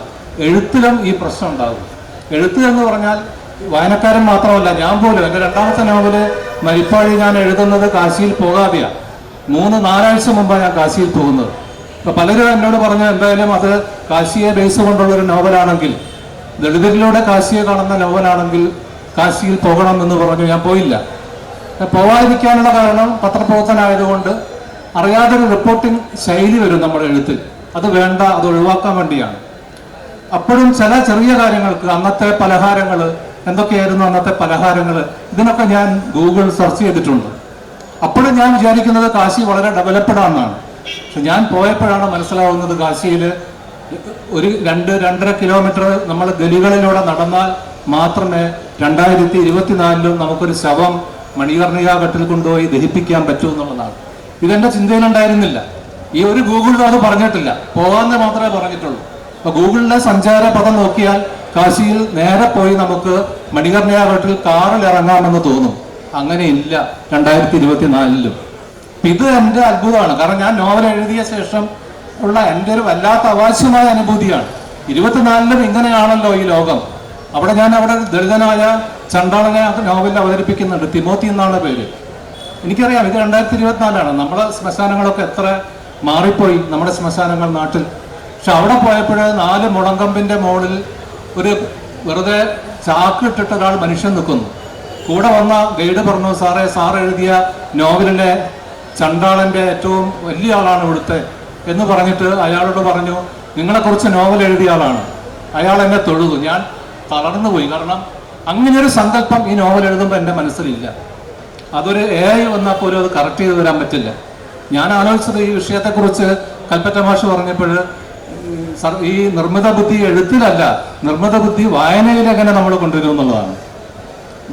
വായനയിലൊരു നിർമ്മിത ബുദ്ധി വേണമല്ലോ. ഇന്ന് രാവിലെ ഞാൻ വരുമ്പോഴേ എൻ്റെ സുഹൃത്തോട് പറഞ്ഞു, വടകര പോവുകയാണ്, എന്താണ് കടത്തനാടൻ ഫസ്റ്റ്, എന്താണ് സംഭവം? ഞാൻ പറഞ്ഞു TD രാമകൃഷ്ണനൊക്കെ ആയിട്ടുള്ള ഇന്ററാക്ഷനാണ്. ആരാണ് TD രാമകൃഷ്ണൻ എന്നാണ് ചോദിച്ചത്. അപ്പൊ ഞാൻ പറഞ്ഞു, അറിഞ്ഞൂടെ, ഫ്രാൻസിസ് എട്ടിക്കോര, ആണ്ടാൾ ദേവനായകി, ഇത്രയും പേരുണ്ടോ ചർച്ചയിൽ എന്നാണ് ആൾ വീണ്ടും ചോദിച്ചത്. അങ്ങനെയുള്ള ആളുകളാണ് നമ്മുടെ മുമ്പിൽ അല്ലെങ്കിൽ നമ്മുടെ കൂട്ടത്തിൽ കൂടുതലുള്ളത്. ഇപ്പൊ നമ്മൾ വായന എന്നൊക്കെ പറയുമ്പോൾ ആ വായനയിലേക്ക് ആഴത്തിൽ പോകുന്ന എത്ര ആളുകളുണ്ട്? 2-3 പേജ് വായിച്ചിട്ട്, നോവലിന്റെ ഒരു പുറം മാത്രം വായിച്ചിട്ട്, അതല്ലെങ്കിൽ അതിന്റെ ഒരു ബ്ലർബ് മാത്രം വായിച്ചിട്ട് ഇതാണ് കൃതി എന്ന് പറഞ്ഞു പോകുന്നൊരു കാലമാണ് നമ്മുടെ മുമ്പിലുള്ളത്. അതിന് കാരണമുണ്ട്, സമയക്കുറവാണ്, എല്ലാത്തിനും ഒക്കെ ഉണ്ട്. എങ്കിൽ പോലും ഒരു ശ്രദ്ധേയമായൊരു കൃതി നമ്മൾ ആ രീതിയിൽ ചർച്ച ചെയ്തിട്ടുണ്ടോ ഇപ്പോഴും? കഴിഞ്ഞ ദിവസം വന്നത് പിന്നെ എം മുകുന്ദനാണ് പറഞ്ഞതെന്ന് തോന്നുന്നു, പത്രത്തിൽ കാണാം. നമ്മൾ പുനത്തൽ കുഞ്ഞുങ്ങളെ വേണ്ട പോലെ നമ്മൾ വായിച്ചില്ല എന്ന് പറഞ്ഞിട്ടുണ്ട്. അതായിരുന്നു ഹെഡിങ്. എന്തുകൊണ്ട് പുനത്തൽ കുഞ്ഞുങ്ങളെ വായിച്ചില്ല? 24-ലല്ല, എത്രയോ വർഷം മുമ്പാണ്. അന്ന് നമുക്ക് വായിക്കാൻ ഇന്നത്തെ തിരക്കില്ല. എന്നിട്ട് പോലും പുനത്തൽ കുഞ്ഞബ്ദുള്ളയുടെ കൃതികൾ ആ രീതിയിൽ മലയാളം വായിച്ചിട്ടില്ല എന്ന് പറയുമ്പോൾ വായന തന്നെയാണ് നമുക്ക് വേണ്ടത്. ആധുനികമായ കാര്യങ്ങളൊക്കെ വരും, പക്ഷേ അതിനൊക്കെ പരിമിതി ഉണ്ടാവും. മനോരമയിൽ ജോയിൻ ചെയ്ത സമയത്താണ് പേജർ വരുന്നത്, ഫോണില്ല. ഒരു വർഷമേ പേജർ നിന്നിട്ടുള്ളൂ. BPLന്റെ പേജറും കൊണ്ടാണ് തലശ്ശേരി RSS സംഘടനം റിപ്പോർട്ട് ചെയ്യാൻ പോകുന്നത്. ഇത് വിളിക്കാൻ പറ്റൂല, ഒരു മെസ്സേജ് വായിക്കാൻ മാത്രമേ പറ്റുള്ളൂ, ഒരു മെസ്സേജ് അയക്കാനും പറ്റും. ഒരു വർഷം കൊണ്ടത് കാലഹരണപ്പെട്ടു പോയി. എത്ര നമ്മളെ വീട്ടിലുള്ള, നിങ്ങൾ ആലോചിച്ചോ, പല പഴയ റേഡിയോ ഒക്കെ നമ്മൾ ആർക്കൊക്കെയോ എടുത്തു കൊടുത്ത് കാസറ്റ്, CD, ബ്ലൂറേ എന്നൊക്കെ പറഞ്ഞിട്ട് ഒരുപാട് സാധനം വന്നു. അതൊക്കെ അവിടെ പോയി. അതെല്ലാം മറഞ്ഞു പോയി. ഇപ്പൊ ഈ ഒരു യന്ത്രവൽക്കരണത്തിലേക്ക് നമ്മൾ പോകുമ്പോൾ ഒരു പ്രശ്നം എന്താന്ന് വെച്ച് കഴിഞ്ഞാൽ അത് വളരെ വേഗം പഴകും. മനുഷ്യന്റെ ബുദ്ധി വളരെ വേഗം പഴകില്ല. ഇപ്പൊ നമ്മൾ ഒരു 80 വയസ്സായി കഴിഞ്ഞാലും എഴുതുന്ന ആളുകളില്ലേ. ശ്രീരാധാകൃഷ്ണനാണ് പിന്നെ കമ്പ്യൂട്ടറിൽ ആദ്യമായിട്ട് നോവൽ എഴുതിയതെന്ന് പറഞ്ഞപ്പോൾ ഭയങ്കര അത്ഭുതമായിരുന്നു ഞങ്ങൾക്ക്. ശ്രീരാധാകൃഷ്ണൻ കമ്പ്യൂട്ടറിൽ നോവൽ എഴുതുന്നു, അത്ഭുതമാണ്. ഞാൻ മനോരമയിൽ ജോയിൻ ചെയ്യുന്ന സമയത്ത് മനോരമയിൽ കമ്പ്യൂട്ടറൈസേഷൻ നടപ്പാക്കിയിട്ടില്ല. എല്ലാ പത്രക്കാരും കൈകൊണ്ടാണ് എഴുതുന്നത്. ഞാൻ ചെന്ന മാസമാണ് പറയുന്നത് നിങ്ങൾ കമ്പ്യൂട്ടർ പഠിക്കണം. പലരും തിരിഞ്ഞു വന്നു. ഇപ്പൊ കമ്പനി മനോരമ ആയതുകൊണ്ട് മനോരമ പറഞ്ഞു കമ്പ്യൂട്ടർ പഠിക്കുന്നവർക്ക് 2 മാസം 2 ശമ്പളം, ഇരട്ടി ശമ്പളം. അപ്പൊ എല്ലാവരും വന്നു. ഒരു 2 മാസത്തെ ശമ്പളം കിട്ടും ഒരു മാസം വർക്ക് ചെയ്താൽ. 6 മാസം കൊണ്ട് എല്ലാവരും കമ്പ്യൂട്ടർ പഠിച്ചു. അത് കഴിഞ്ഞപ്പോൾ പിന്നെ 1 മാസത്തെ ശമ്പളമായി. അത് വേറെ കാര്യം. ഇതാണ് ഇതിന്റെ ഒരു പ്രശ്നം. ഇത് വരും, വളരെ പെട്ടെന്ന് വരും. വളരെ വൈകിയാ വന്നത്. കോഴിക്കോട് പത്രത്തില് കേരള കൗമുദിയിലായിരുന്നു ആദ്യം ഫോട്ടോ കമ്പോസിങ്ങും ആധുനികമായ മറ്റു സംവിധാനവും വന്നത്. മനോരമയിലോ മാതൃഭൂമിയിലോ അല്ല. ആ കേരള കൗമുദി എന്ന് എവിടെയാ ഉള്ളത്? ഒരു കേരള കൗമുദിയുടെ ഒരു പത്രം നിങ്ങളൊന്നും ഇവിടെ കാണിച്ചു തരും? ഇല്ല. അപ്പൊ എവിടെയാണ് നമ്മുടെ പ്രശ്നം? ഏറ്റവും ആധുനികമായ കാര്യം കൊണ്ടുവന്ന കേരള കൗമുദി നമ്മുടെ മുമ്പിൽ നിന്ന് അപ്രത്യക്ഷമായി പോയിരിക്കുന്നു. നമ്മളിപ്പോഴും മനോരമയും മാതൃഭൂമിയും വായിക്കുന്നു, അല്ലെങ്കിൽ മാധ്യമം വായിക്കുന്നു. അപ്പൊ ആധുനികത കൊണ്ടുവന്ന ഒരു പത്രസ്ഥാപനം വാനിഷായി പോവുകയും അല്ലാതെ നിങ്ങൾക്ക് വേണ്ട, നിങ്ങളെ പ്രകമ്പനം കൊള്ളിക്കുന്ന, നിങ്ങളെ ഇക്കിളി കൊള്ളിക്കുന്ന, നിങ്ങളെ തമ്മിൽ തല്ലിക്കുന്ന, അതാണ് ആ യന്ത്രമാണ് ഇന്ന് പത്രങ്ങൾ ഉപയോഗിക്കുന്നത്. ആധുനിക ആ യന്ത്രമല്ല, കൗമുദി ഉപയോഗിച്ച യന്ത്രമല്ല ഇന്ന് പത്രങ്ങൾ ഉപയോഗിക്കുന്നത്. അത് ഉപയോഗിച്ചു കഴിഞ്ഞാൽ അവർക്കറിയാം അതിന്റെ സർക്കുലേഷൻ കൂടും. എത്ര പെട്ടെന്ന് മുനമ്പത്തിന്റെ ഒരു ഇഷ്യൂ പറഞ്ഞാൽ അതെങ്ങനെ ആ സർക്കുലേഷനെ ബാധിക്കും, ഏതൊക്കെ രീതിയിൽ പോകും എന്നുള്ള രീതിയിലൊക്കെ ഉള്ള ഒരു മാർക്കറ്റിംഗ് സർവേ ആണ് പത്ര ഓഫീസിൽ നടക്കുന്നത്. അത് കഴിഞ്ഞിട്ടുള്ള മാർക്കറ്റിംഗ് സ്പേസ് കഴിഞ്ഞിട്ടുള്ള സ്ഥലം മാത്രമേ ഒരു എഡിറ്റർക്ക് കിട്ടുന്നുള്ളൂ. 7 മണിക്ക് ജോലിക്ക് പോകുമ്പോൾ ആ ഡമ്മിയുടെ മുമ്പിൽ എഴുതിയിട്ടുണ്ടാകും 1-ാം പേജിൽ 25/6 പരസ്യം, കോളം പരസ്യമാണ്. ബാക്കിയുള്ളടുത്ത് നീ പണിതാ മതി എന്നാണ്. ബാക്കിയുള്ളടുത്ത് വേണം നീ പണിയാൻ. അപ്പൊ കുറെ സാധനം കൊട്ടയിൽ പോകും. ഇങ്ങനെയുള്ള ഒരു മാർക്കറ്റിംഗ് ഡിവിഷൻ നമ്മളെ നയിക്കുകയും, അല്ലെങ്കിൽ യന്ത്രവൽക്കരണം എന്നൊക്കെ പറഞ്ഞ് നമ്മൾ ആധുനിക കൊണ്ടുവരുമ്പോൾ പോലും അവിടെ നമ്മുടെ മനസ്സില് ജാതിപരവും വർഗപരവും വർഗീയവുമായ ചില ചിന്തകൾ ഉണ്ടാവുകയും അതിനനുസരിച്ചിട്ട് നമ്മൾ പ്രവർത്തിക്കുകയും ചെയ്തു കഴിഞ്ഞാൽ ഈ നിർമ്മിത ബുദ്ധി കൊണ്ട് നമുക്ക് എന്ത് നേട്ടമുള്ളത്? ഒരു നേട്ടവും ഇല്ല എന്നുള്ളതാണ്. കുറച്ചു കാലത്തേക്ക് നിൽക്കും. ഇപ്പോഴും എൻ്റെ വീട്ടിലെ ഗ്രാമഫോൺ 945-ലുള്ള ഗ്രാമഫോൺ ഇപ്പോഴും പാടുന്നുണ്ട്. ഇതുവരെ അത് നന്നാക്കേണ്ടി വന്നില്ല. ഇപ്പോഴും കീ കൊടുത്തു കഴിഞ്ഞാൽ ഒരു കറണ്ടും ഇല്ലാതെ അത് പാടുന്നുണ്ട്. പക്ഷെ ഇടക്കാലത്ത് വാങ്ങിയ എല്ലാ സംഗീത ഉപകരണങ്ങളും പാടാതെ കാസറ്റിൽ പാട്ടുണ്ടോ എന്ന് പോലും നമുക്ക് അറിഞ്ഞുകൂടാ. അങ്ങനെ ആയി പോയിട്ടുണ്ട്. ഈ ഒരു പ്രശ്നം ഇതിനുണ്ട് എന്ന് മാത്രം ഞാൻ പറയാം. ഇത് ഒരു എഴുത്തുകാരൻ എന്നുള്ളതിലുപരി പിന്നെ ഒരു പത്രപ്രവർത്തകൻ എന്നുള്ള രീതിയിൽ നിങ്ങൾ അതീവ കോൺഫിഡൻ്റ് ആണെന്നാണ് മനസ്സിലാകുന്നത്. ഇതിനെ അശേഷം ഭയപ്പെട്ടിട്ടുണ്ടാകുന്നത്. പക്ഷേ ഒരു വസ്തുത, ഒരു സത്യം എന്നുള്ളത് ഇപ്പോൾ പിന്നെ നമ്മൾക്ക് കാണാൻ പറ്റും. ഈ നിർമ്മിത ബുദ്ധി വരുന്നതോടുകൂടി, അല്ലെങ്കിൽ ഈ ടെക്നോളജിയുടെ വികാസത്തോടു കൂടി ഇപ്പം എല്ലാ മേഖലയിലും, എഴുത്തിൻ്റെ മേഖലയിൽ മാത്രമല്ല, ആശുപത്രികൾ, ആരോഗ്യം, മറ്റ് സംഗതികൾ. ഇപ്പോൾ അമേരിക്കയിലുള്ള ഒരു ഡോക്ടർക്ക് നമ്മളുടെ പിന്നെ കോഴിക്കോടോ അല്ലെങ്കിൽ വടകരയുള്ള ഒരു ആശുപത്രിയിൽ സർജറി ചെയ്യാൻ പറ്റുന്ന രീതിയിലേക്ക് ഈ വിവര സാങ്കേതിക വിദ്യ വളർന്നിട്ടുണ്ട്. അതിൻ്റെ ഒരു പ്രയാസം എന്ന് പറയുന്നത്, ഇതിൻ്റെ പ്രയാസമല്ല, നമ്മളുടെ ഈ നിർമ്മിത ബുദ്ധി അല്ലെങ്കിൽ ഈ AI വരുന്നതോടുകൂടി ധാരാളം തൊഴിലിടങ്ങൾ നഷ്ടമാകുന്നു. ഒരു സർവേയിൽ പറയുന്നത് 2036 ഏകദേശം ഇപ്പം നിലവിലുള്ള 45% തൊഴിലിടങ്ങൾ അപ്രത്യക്ഷമാകുന്നുള്ളതാണ്. അപ്പോൾ അതിനെയൊക്കെ ഒരു സാമൂഹിക പ്രവർത്തകർ എന്നുള്ള നിലയിൽ കൂടി ഒരു ഭയപ്പാടോട് നമ്മൾ നോക്കിക്കാണണമല്ലോ. പിന്നെ അതുപോലെ സ്റ്റീഫൻ ഹോക്കിൻസ് സയൻറ്റിസ്റ്റിൻ്റെ ഒരു വാക്കുണ്ടായിരുന്നു, ഒരു കോട്ടുണ്ടായിരുന്നു, നിർമ്മിത ബുദ്ധി അതിൻ്റെ പൂർണ്ണ വളർച്ച എത്തുകയാണെങ്കിൽ മനുഷ്യകുലത്തിൻ്റെ അവസാനമായിരിക്കും, മനുഷ്യകുലത്തിൻ്റെ സർഗാത്മകതയുടെ അവസാനമായിരിക്കും എന്നാണ് ഉദ്ദേശിച്ചിട്ടുണ്ടാവുക. അങ്ങനെയാണെങ്കിൽ പിന്നെ അതൊരു വലിയ, ഇപ്പോൾ സാധാരണക്കാരായിട്ടുള്ള ഒരാളല്ലല്ലോ പറയുന്നത്. ആ തരത്തിൽ നമ്മൾ അതിനെ നോക്കിക്കാണുമ്പോൾ പിന്നെ സാറിൻ്റെ പിന്നെ അന്തർബദിരർ മൂകർ എന്നുള്ള ഒരു നോവലിൻ്റെ പ്രമേയം വെച്ചുകൊണ്ട് അല്ലെങ്കിൽ കാശ്മീർ പശ്ചാത്തലത്തിൽ അത് ഏത് തരത്തിലാണ് വായനക്കാരിൽ വരുന്നത് അല്ലെങ്കിൽ ഭരണകൂടത്തിലേക്ക് വരുന്നതെന്നൊക്കെ ഒരു വ്യത്യസ്തമായ കാഴ്ചപ്പാടുണ്ടല്ലോ പുതിയ കാലത്ത്. അതിനെ സാറ് ഒരു ഈ കാലത്ത് നിന്നുകൊണ്ട് അതിനെ കൂടി ഒന്ന് ഉൾക്കൊള്ളിച്ചുകൊണ്ടൊന്ന് സംസാരിക്കാൻ പറ്റുമോ? അല്ല, നിർമ്മിത ബുദ്ധിയെക്കുറിച്ചുള്ള ആശങ്കകൾ ലോകത്തിലെമ്പാടും പങ്കുവെക്കപ്പെടുന്നുണ്ട്. അതില്ലാന്നല്ല നമ്മൾ ഹോളിവുഡിലെ സ്ക്രിപ്റ്റ് റൈറ്റേഴ്സ് അവരുടെ അവസരങ്ങൾ നിർമ്മിത ബുദ്ധി വന്നതോടുകൂടി കുറയുന്നു എന്ന് പറഞ്ഞ് അവിടെ സമരം തന്നെ നടത്തിയത്. ഇപ്പം നിർമ്മിത ബുദ്ധിയെ അത്തരത്തിലും കാണുന്നുണ്ട്. ഇപ്പം നിങ്ങൾ ഈ തൊഴിലവസരങ്ങൾ കുറയുന്നത് അല്ലെങ്കിൽ നിർമ്മിത ബുദ്ധി മനുഷ്യൻ്റെ ഇതിനോടൊരു വെല്ലുവിളിയാവുന്നതിനെ കുറിച്ചുള്ള ആശങ്കകൾ ഞാൻ നേരത്തെ പറഞ്ഞ പോലെ മനുഷ്യവംശത്തിൻ്റെ ചരിത്രമായിട്ട് ചേർത്ത് വെച്ച് നോക്കുമ്പോൾ നമുക്ക് അടുത്ത കാലത്ത് തന്നെ അതിന് വലിയ ഉദാഹരണങ്ങളുണ്ട്. ഞാൻ റെയിൽവേ ജോലി ചെയ്യുന്ന സമയത്ത് എൻ്റെ റെയിൽവേ ഓഫീസിൽ 80കളിൽ കമ്പ്യൂട്ടർ വൽക്കരണത്തിനെതിരെ റിലേ നിരാഹാരം നടന്ന സ്ഥലമാണ്. ഞാൻ പോയി 15 മിനിറ്റ് അതിനെ പിന്തുണച്ച് സംസാരിച്ചിട്ടുണ്ട്. അവിടെ റിലേ നിരാഹാരം കിടന്നവരോ പിന്തുണച്ച് സംസാരിച്ചവനോ അന്ന് കമ്പ്യൂട്ടർ കണ്ടിട്ടുണ്ടായിരുന്നില്ല.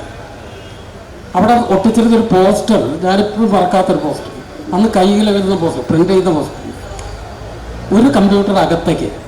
അപ്പോൾ ഒരു 4 പേര് കൂടി ഒരു പെട്ടി ഇങ്ങനെ ചുമന്ന് അകത്തേക്ക് കൊണ്ടുപോകും. കമ്പ്യൂട്ടർ എന്തോ ഒരു പെട്ടിയാണെന്നുള്ള ധാരണ അവിടെ ഇരിക്കുന്നവർക്കുണ്ട്. നമ്മൾ കമ്പ്യൂട്ടർ തവി 10 ജീവനക്കാർ പുറത്തേക്ക്. അപ്പോൾ 10 പേര് ഇങ്ങനെ തല താഴ്ത്തി പുറത്തേക്ക് ഇറങ്ങുന്നു.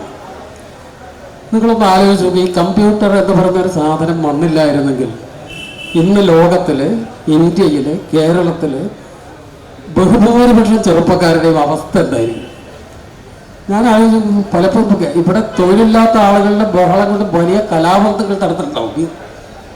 എന്തൊരു സാധനമാണ് സകല പ്രശ്നത്തിനും കാരണം ഈ 10 പേരുടെ പണി കളയുന്നതെന്ന് നമ്മൾ 80കളിൽ വിശ്വസിച്ചിരുന്നതാണ് ഇന്ന് നമ്മുടെ യൂത്തിനെ മുന്നോട്ട് നയിക്കുന്ന ഒരു സാധനമായിട്ടുണ്ട്. ഇത്തരത്തിലുള്ള മാറ്റങ്ങളാണ് ഇപ്പം നമുക്ക് വലിയ ആശങ്കകൾ. സ്റ്റീഫൻ ഹോക്കിംഗ് പറയുന്നു, അല്ലെങ്കിൽ അതുപോലെ വലിയ ചിന്തകരെല്ലാം അത് പറയുന്നുണ്ട്, എല്ലാം ഉണ്ടാവും. ഞാൻ അവരുടെ ചിന്തയൊന്നും കുറച്ച് ഞാൻ മനുഷ്യരിൽ വലിയ പ്രതീക്ഷ വെച്ച് പുലർത്തുന്ന ആളാണ്. ഇത്തരത്തിലുള്ള സകല വെല്ലുവിളികളെയും മറികടന്ന് അതിനെ സാധ്യതകളാക്കി മാറ്റാൻ മനുഷ്യർക്ക് കഴിയും. ഞാൻ എൻ്റെ ഒരു വ്യക്തിപരമായ ഒരു അനുഭവം കൂടി പറയാം. പാലക്കാടാണ് ഞാൻ ഏറ്റവും കൂടുതൽ കാലം ജീവിച്ചിരുന്നത്. ഇതേപോലെ 80കൾ കഴിഞ്ഞ് തൊട്ടടുത്തൊരു കാലത്ത് ഒരു ദിവസം പാലക്കാട് ടൗണിൽ കൂടെ, അന്ന് ഞാൻ എഴുത്തൊന്നും തുടങ്ങിയില്ല, റെയിൽവേ പണി മാത്രം. നോക്കുമ്പോൾ അവിടെ ഒരു ചെറിയൊരു ഹാളിൽ വലിയ ഗംഭീരമായൊരു ബാനറൊക്കെ കെട്ടിവെച്ചിട്ട് ഒരു മീറ്റിംഗ് നടക്കുക. ഇപ്പോൾ പാലക്കാടുള്ള സാംസ്കാരിക നായകരെല്ലാം നിരന്നിരിക്കുന്നു. വിഷയം എന്താ പറയുക, കേബിൾ TV നമ്മുടെ സമൂഹത്തിലേക്ക് വന്നാൽ വലിയ പ്രശ്നമാവും. ഒരു കാരണവശാലും കേബിൾ TV കേരളത്തിൽ അനുവദിക്കാൻ പാടില്ല. കേബിൾ TV വന്നാൽ മനുഷ്യൻ്റെ ഇവിടുത്തെ ചെറുപ്പക്കാരൻ മൊത്തമായിട്ട് വഴിതെറ്റിപ്പോകും. ആ വേദിയിലിരുന്ന് സംസാരിക്കുന്നതിൽ ഒരു സാംസ്കാരിക നായകൻ എങ്ങനെയോ വിദേശത്ത് പോയി ഇതിൻ്റെ എന്തോ കണ്ടിട്ടുണ്ട്. അദ്ദേഹം ഘോരഘോരം പ്രസംഗിക്കുകയാണ്, വഴിതെറ്റിപ്പോവും. രണ്ടാമത് ഇത് കണ്ട ആളുകൾ വീട്ടിലിരിക്കും. നാടകം, ഗാനമേള ഒന്നും കാണാൻ ആളുണ്ടാവില്ല. കലാകാരന്മാർക്ക് പണിയില്ലാതെയോ. ഈ കേബിൾ TVയുടെ ഇന്നത്തെ അവസ്ഥ എന്താണ്? ഇന്ന് ഈ കേബിൾ TV എങ്ങനെയാണ് മാറിയത്, അതിൻ്റെ തൊഴിൽ സാധ്യതകൾ എങ്ങനെയാണ്, അത് വലിയൊരു തൊഴിൽ മേഖലയായിട്ട് തന്നെ ഇതിനോട് ബന്ധപ്പെടുന്ന കാര്യങ്ങൾ മാറുന്നുണ്ട്. അപ്പം ഇങ്ങനെ ഏത് കാര്യം നോക്കിയാലും മനുഷ്യനിൽ നിങ്ങൾ വിശ്വസിക്കും. എല്ലാ നിർമ്മിത ബുദ്ധികളുടെ വെല്ലുവിളി അതിനെ മറികടക്കും. പിന്നെ പുതിയൊരു കാലത്തെ എഴുത്തിനെ പറ്റി എന്നെപ്പറ്റി ഞാൻ ഏറ്റവും പുതിയ കാലത്തെ ടെക്നോളജിയുടെ സകല സാധ്യതകളും എഴുത്തിൽ ഉപയോഗിക്കണം എന്ന് വിശ്വസിക്കുന്ന ആളാണ്. അതിൽ ഒരു തെറ്റുമില്ല. കാര്യം എന്താണെന്ന് വെച്ചാൽ നമ്മൾക്ക് മനുഷ്യനാൽ സാധ്യമല്ലാത്ത പലതരത്തിൽ ഫിസിക്കലായിട്ട് നമുക്ക് പോകാൻ കഴിയാത്തൊരിടത്തിലേക്ക് പോകുന്നു. ഇപ്പോൾ നേരത്തെ ഇപ്പോൾ മധു സംസാരിച്ചപ്പോൾ പറഞ്ഞ വാരണാസിയിൽ പോവാതെ വാരണാസിയെ പറ്റി പിന്നീട് അവിടെ ചെല്ലുമ്പോൾ ഇതേപോലെ ഞാൻ എഴുതിയേക്കുന്ന എല്ലാ സ്ഥലത്തൊന്നും ഞാൻ പോയില്ല, കുറേ സ്ഥലത്തൊക്കെ ഞാൻ പോയിട്ടുണ്ട്, പോകാത്തൊരുപാട്. ഉദാഹരണമായിട്ട് ഇപ്പോൾ എൻ്റെ എട്ടിക്കൂര എന്ന് പറഞ്ഞ നോവലിൽ പെറുവിലുള്ള പാക് ദി അമർ എന്ന് പറഞ്ഞൊരു പാർക്കിനെ പറ്റിയിട്ട് പറയും. ലിമ നഗരത്തിലുള്ളതാണ്, പസഫിക്കിന് ഫേസ് ചെയ്തിട്ടുള്ളതാണ്, പ്രളയികളുടെ പാർക്കാണ്. ഞാൻ അതിനെക്കുറിച്ച് ഒരു സ്ഥലത്ത് വായിക്കുന്നു, അത് കഴിഞ്ഞ് അതിനെക്കുറിച്ചുള്ള വീഡിയോസ് കാണുമ്പോൾ ഇത് വളരെ നല്ലൊരു കാര്യമാണല്ലോ. എന്നുവെച്ചാൽ പ്രണയം എന്ന് പറയുന്നതാണ് മനുഷ്യന് സാധ്യമാകുന്ന ഏറ്റവും മഹത്തായ അല്ലെങ്കിൽ ദൈവികമായ ഒരു വികാരമെന്ന് വിശ്വസിക്കുന്നതാണ്. ഇപ്പം നമ്മുടെ നാട്ടിൽ പ്രണയിക്കുന്നവരെ ചോറിലുകൊണ്ട് അടിച്ചോടിക്കുന്ന സംസ്കാരമുള്ള ഒരു രാജ്യത്തിരുന്നതാണ്. ഇവിടെ എന്ത് ചെയ്തേക്കുന്ന വെച്ചാൽ ഒരു പാർക്ക് ഗവൺമെൻറ് പണിത് കൊടുത്തത്. അവിടുത്തെ ഓരോ ബെഞ്ചിലും പ്രണയ കവിതകളുടെ വരികൾ എഴുതി വെച്ചിരിക്കുന്നു. 24 മണിക്കൂർ ആ പാർക്ക് തുറന്നിരുന്നു. പ്രണയികൾക്ക് അവിടെ പോയി ഇരിക്കാം, സംസാരിക്കാം, ആരും അവരെ നിരീക്ഷിക്കാനോ ഉപദ്രവിക്കാനോ വരുന്നില്ല. ഇത് കേരളത്തിൽ ഇപ്പോൾ എറണാകുളത്ത് വേണ്ടിയാണെന്ന് തോന്നുന്നു. ഇതേപോലെ പ്രണയിക്കുന്നവരെ ചൂരൽ കൊണ്ട് ഓടിക്കുന്ന സേനകളൊക്കെ വന്ന കാലത്താണ് ഞാൻ അതിനെപ്പറ്റി കാണാവുന്നത്ര വീഡിയോസ് മുഴുവൻ കണ്ടത്. അതിനുശേഷമാണ് അതിനെപ്പറ്റിയിട്ട് എഴുതുന്നത്. ഇത് എഴുതുന്നതിന് കാരണം എന്ന് പറഞ്ഞാൽ നമ്മൾ കൂടി അറിയേണ്ട ചില കാര്യങ്ങളാണ്. അപ്പോൾ ആ ടെക്നോളജിയാണ് ഞാൻ ചിലപ്പോൾ നേരിട്ട് ലിമയിൽ പോയി ആ പാർക്കിൽ ചെന്നാൽ എനിക്ക് മനസ്സിലാക്കാൻ കഴിയുന്നതിനേക്കാൾ കൂടുതൽ കാര്യങ്ങൾ. ഇപ്പോൾ ലൂം മ്യൂസിയത്തിൽ നിങ്ങൾ പോയി ഒരു കൊല്ലം അവിടെ താമസിച്ചിട്ട് കണ്ടാലേ അത് മുഴുവൻ കാണാൻ പറ്റും. പക്ഷെ അതിലെ ചില പ്രത്യേക പെയിൻറ്റിങ്ങുകൾ വളരെ സൂക്ഷ്മമായി അതിൻ്റെ ഓരോ ഇഞ്ചും എടുത്ത് അനലൈസ് ചെയ്ത് കാണാവുന്ന സംവിധാനങ്ങൾ. ടെക്നോളജിയെ നമ്മൾക്ക് ഉപയോഗിക്കാവുന്നതിൻ്റെ പരമാവധി ഉപയോഗിക്കുക. നിർമ്മിത ബുദ്ധിയുടെ സാധ്യതകളെ എങ്ങനെ സർഗാത്മകമായി, എന്താണെന്ന് വെച്ചാൽ നമ്മൾ കൊടുത്ത സാധനങ്ങൾ വെച്ച് അതിൻ്റെ പല കോമ്പിനേഷൻസും പല ലോജിക്കലായിട്ടുള്ള പല ഇതെന്തുമാണ് ഉണ്ടാകുക. അതിനപ്പുറത്തേക്ക് നമ്മൾ ഭ്രാന്തമായി ചിന്തിച്ചുകൊണ്ട് അതിനപ്പുറത്തേക്ക് എങ്ങനെ പോകാമെന്ന് കലയുടെ ഇപ്പോൾ സാധ്യത എപ്പോഴും യുക്തിയുടെ ഉള്ളിൽ ഒതുങ്ങി നിൽക്കുന്നതാണ്. നിങ്ങൾ കേട്ടിട്ടുണ്ടാവും, യുക്തിവാദിയെ കൂട്ടി മധുര കാണാൻ പോകരുത് എന്നുവെച്ചാൽ യുക്തിവാദിക്ക് പോയി മധുര മീനാക്ഷി ക്ഷേത്രത്തിലെ ശില്പങ്ങൾ കണ്ടാൽ ഇതൊന്നും യുക്തിക്ക് നിരക്കുന്നതല്ല. മധുര മീനാക്ഷി ക്ഷേത്രത്തിൽ പോകണം. അതുകൊണ്ട് പാലക്കാട് നമ്മുടെ ബഹുമാന്യനായ കാനായി നിർമ്മിച്ചിട്ടുള്ള യക്ഷി ശില്പമുണ്ട് മലമ്പുഴയിൽ. അപ്പോൾ മലമ്പുഴയിലുള്ള യക്ഷിയുടെ ശില്പം യുക്തി അനുസരിച്ച് നിങ്ങൾക്കത് ന്യായീകരിക്കാനോ അല്ലെങ്കിൽ അതിലേക്ക് എത്താനോ പറ്റും. അത് ഭാവനയുടെ ഒരു ഉന്മാദ സമാനമായ അവസ്ഥ. അതിൽ കൂടെയാണ് ഞങ്ങൾ കലാകാരന്മാർ പോകുന്നത്, എഴുത്തുകാരും മറ്റെല്ലാ അതുകൊണ്ട് നിർമ്മിത ബുദ്ധി അശേഷം ഭയക്കുന്നില്ല, അതിന് വലിയൊരു സാധ്യതയായിട്ട് തന്നെയാണ് കണക്ക്. പിന്നെ നമ്മളുടെ സമയം പരിമിതമായിക്കൊണ്ടിരിക്കുകയാണ്. വളരെ ചുരുങ്ങിയ വാക്കുള്ള ഒരു ചോദ്യം കൂടി. സാറ് ഇപ്പോൾ സാറിൻ്റെ കൃതികളൊക്കെ നമ്മൾ ഈ നിർമ്മിത ബുദ്ധിയിലേക്ക് കൊടുക്കുകയും തിരിച്ച് സാറിൻ്റെ കൃതികളെ ഉൾപ്പെടുത്തിക്കൊണ്ട് ഒരു പുതിയ കൃതി, നോവലോ കവിതയോ വരുന്നു. അതിൻ്റെ അവകാശി സാറാണോ അതല്ല ഈ നിർമ്മിത ബുദ്ധിയാണോ? ഏത് തരത്തിലായിരിക്കും ഒരു എഴുത്തുകാരെന്നുള്ള നിലയ്ക്ക് അതിനെ സമീപിക്കുക? അങ്ങനെ ഇപ്പോൾ സാറ് ഉദാഹരണം പറഞ്ഞതാണ്, ലോകത്തിലെ ഏത് എഴുത്തുകാരുടെ കൃതികളെക്കുറിച്ച് ചോദിച്ചിട്ട് ഇപ്പം ടി ഡി രാമകൃഷ്ണൻ 6 നോവലുകൾ കൊടുത്തിട്ട് എന്ത് ചെയ്യാണ്, അതിൻ്റെ ഒരു നോവൽ, അതിൻ്റെ ആ സത്ത ഉൾക്കൊണ്ടുകൊണ്ടുള്ള ഒരു നോവൽ വേണമെന്ന് പറഞ്ഞു കഴിഞ്ഞാൽ നിമിഷങ്ങൾ കൊണ്ട് നമ്മൾക്ക് ടി ഡി രാമകൃഷ്ണൻ്റെ പുതിയ നോവൽ 6 കൃതികളിൽ ചോദിച്ചിട്ട് ഇതിൻ്റെ കർത്താവ് അവകാശി ആരാണ്? ഇയാളാണോ അല്ലെ സാറാണോ അതല്ല നിർമ്മിത ബുദ്ധിയാണോ? അങ്ങനെ ഒരു ആശങ്ക വായനക്കാരെന്നുള്ള നിലക്ക് ഉണ്ടാവുമല്ലോ. അതെങ്ങനെയാണ് ഒരു എഴുത്തുകാരെന്നുള്ള നിലക്ക് പരിഹരിക്കാൻ പറ്റും? ഞാനൊരിക്കലും അതിന് തയ്യാറാവില്ല. കാരണം ആരാൻ്റെ പാപം എന്തിനാണ് ഞാനെടുത്ത് തലയിൽ വയ്ക്കുന്നത്? അതൊരിക്കലും ചെയ്യാൻ പാടില്ല. ഞാൻ ഓർക്കുന്നത് വളരെ ആയതുകൊണ്ട് പ്രത്യേകിച്ച് അത് പറയാം.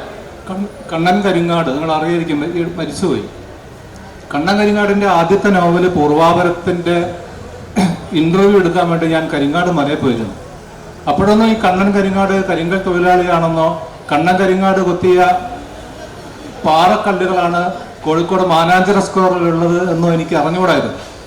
പൂർവാപരം എന്നുള്ള നോവല് അന്ന് DC പുതിയ എഴുത്തുകാർ 7 പേരുടെ കൃതികൾ പുറത്തിറക്കിയപ്പോൾ ഒരു നോട്ടീസിൽ നിന്നാണ് ആ വാർത്ത കിട്ടുന്നത്. കണ്ണനെ തേടിപ്പോയി. അപ്പം ഞാൻ വിചാരിച്ചു നോവൽ തപ്പി വായിച്ചപ്പോൾ പൂർവാപരം എന്നുള്ളത് അസ്ട്രോഫിസിസ്, ഒരു 10-20 വർഷം കഴിഞ്ഞാൽ വരാൻ പോകുന്ന അസ്ട്രോഫിസിസിനെ കുറിച്ചാണ് ആ നോവൽ. അപ്പോൾ ഞാൻ വിചാരിക്കുന്നത് കണ്ണൻ ഒരുപാട് വിദ്യാഭ്യാസമുള്ള ഒരാൾ എന്നതാണ്. അവിടെ ചെല്ലുമ്പോഴാണ് കണ്ണൻ കപ്പിയൊക്കെ പുഴുങ്ങി മീനൊക്കെ ചുട്ടിട്ട് എന്നെ കാത്തിരിക്കുന്നുണ്ട്. എഴുതിയത് പൂർവാപരമാണ്. അപ്പം അവിടെയാണ് നമ്മൾ തെറ്റിപ്പോകുന്നത്. അപ്പം അവിടെ ഒരു വെറും 4ാം ക്ലാസ്സുകാരനായ അല്ലെങ്കിൽ ചെറിയ ക്ലാസ്സിൽ പഠിച്ച ഒരാള് ഒരു അസ്ട്രോഫിസിക്സിന്റെ ഒരു ലോകത്തെക്കുറിച്ച് എങ്ങനെയാണ് അന്ന് കേട്ടത്? ആരാണ് പറഞ്ഞത്? ചിലപ്പോൾ ആരെങ്കിലും പറഞ്ഞു കൊടുത്തിട്ടുണ്ടാവും. പക്ഷെ എങ്കിലും അത് അങ്ങനെ എഴുതാൻ എങ്ങനെ ഒരു കണ്ണന് സാധിച്ചു? അപ്പൊ അത് തന്നെയാണ് നേരത്തെ ടി.ഡിയും പറഞ്ഞത് തന്നെയാണ്. ഈ ഒരു സർഗ വൈഭവം ഉണ്ടല്ലോ, അത് ശരിക്കും ചിലപ്പോൾ അതെന്താ പറയാ, ഒരു കവിത പോലെയൊക്കെ ആയിരിക്കും എഴുതുന്നത്. ചിലപ്പോൾ ഒരു ഭ്രാന്തായിരിക്കും. ചിലപ്പോഴേ നമുക്ക് തോന്നും ഇവിടെ എന്തുകൊണ്ട് ചുരുളി എന്ന സിനിമയിൽ ഒരുപാട് തെറി വരുന്നു എന്ന് ഞാൻ ചോദിച്ചിട്ടുണ്ട് ബിനോയിയോട്. എന്തുകൊണ്ട് തെറി വരുന്നു? തെറി നമ്മളറിയാതെ തെറി പറഞ്ഞു പോകുന്ന സന്ദർഭമില്ലേ? നമ്മളത് പുറത്ത് പറയില്ല, പക്ഷെ നമ്മളൊരു ജീവിതത്തിൽ എത്ര പറഞ്ഞിട്ടുണ്ടാവും? ചിലപ്പം പുറത്തേക്ക് കേട്ടിട്ടുണ്ടാവില്ല. അത് ഞാൻ കേൾപ്പിച്ചു എന്നുള്ളതാണ്. ഇത് നമ്മുടെ ഉള്ളിലുണ്ട്. ഇതറിയാതെ പുറത്തു പോകുന്ന ഒരുപാട് സന്ദർഭമുണ്ട്. മനുഷ്യന്റെ ഒരു പ്രശ്നം എന്താന്ന് വെച്ചാൽ നമ്മൾ പൊതിഞ്ഞാ നടക്കുക. എപ്പോഴും പൊതിഞ്ഞിട്ടാണ്, എല്ലാത്തിനും പൊതിഞ്ഞുകൊണ്ട് നടക്കും. അപ്പൊ ഈ വസ്ത്രം ഇല്ലെങ്കിൽ തീർന്നു മനുഷ്യന്റെ കാര്യം. വിവസ്ത്രനാവാൻ പറഞ്ഞു എന്നുള്ളതാണ്. ഒരു വസ്ത്രം ഇല്ലെങ്കിൽ നിങ്ങളെ പാതി അഹങ്കാരം ഇല്ലാതായി എന്നാണ് രമണ മഹർഷി പറയുന്നത്. അതുകൊണ്ട് മഹർഷി ഒരു തോർത്ത് കൊടുത്താണ് നടക്കുന്നത്. നഗ്നത മറയ്ക്കാൻ ഒരു തോർത്ത് കൊടുക്കുന്നു. ഇത് നിർമ്മിത ബുദ്ധി എന്നൊക്കെ പറയുമ്പോൾ നമ്മൾ ഇതും കൂടി ആലോചിക്കണം. ഈ സർഗവൈഭവത്തെ ഒരിക്കലും തോൽപ്പിക്കാൻ നിർമ്മിത ബുദ്ധിക്ക് കഴിയില്ല. അല്ലെങ്കിൽ നിർമ്മിത ബുദ്ധി ഉണ്ടാക്കിയ ഒരു സാധനം ഞാൻ പറയില്ല. നിങ്ങൾ പറയോ ഗൂഗിളിൽ നിന്ന് ഒരു ടെസ്റ്റ് എടുത്തിട്ട് നിങ്ങൾക്ക് ധൈര്യമായിട്ട് എവിടെയെങ്കിലും പോസ്റ്റ് ചെയ്യാൻ പറ്റുമോ? 100 തെറ്റുണ്ടാവും അതിനകത്ത്. നിർമ്മിത ബുദ്ധി എഴുതുന്നതിൽ തെറ്റില്ല. അല്ലെങ്കിൽ അത് വളരെ അബ്സേർഡിറ്റിയുടെ അബ്സേർഡിറ്റി അല്ല എന്ന് എങ്ങനെ നമുക്ക് ഉറപ്പിച്ച് പറയാൻ പറ്റും? ഇപ്പൊ കഥയിൽ അബ്സേർഡിറ്റി ഉണ്ടാകാം. ആ അബ്സേർഡിറ്റി ഒരു എഴുത്തുകാരൻ എഴുതി കൊണ്ട് എത്തിക്കുന്ന ഒരു സാധനമാണ്. ഇത് നിങ്ങളൊരു മെഷീനിൽ നമ്മൾ കാർഡ് ഇട്ടിട്ട് പൈസ എടുക്കും പോലെ പെട്ടെന്ന് ഞാനെന്തെങ്കിലും എടുത്തു എന്ന് പറഞ്ഞാൽ അതിൽ ആനന്ദിക്കാൻ എഴുത്തുകാരൻ്റെ ഒന്നുമില്ല എന്നുള്ളതാണ്.